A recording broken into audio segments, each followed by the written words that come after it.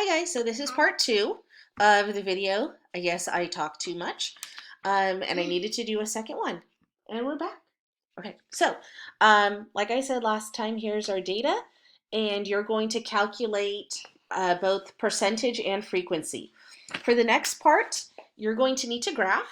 Okay, and so I set up the x-axis, so it's going to be time and you have 5 generations. So it's going to be spaced out nice and evenly. So maybe generation 1, 2, 3, 4, 5. Okay.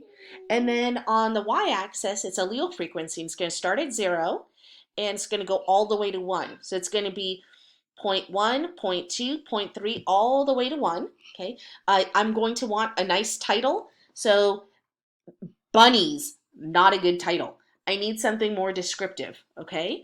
And you should have a key. And again, your graph can have a solid and dashed line as long as you tell me which is representing the big G allele and what's representing the little G allele.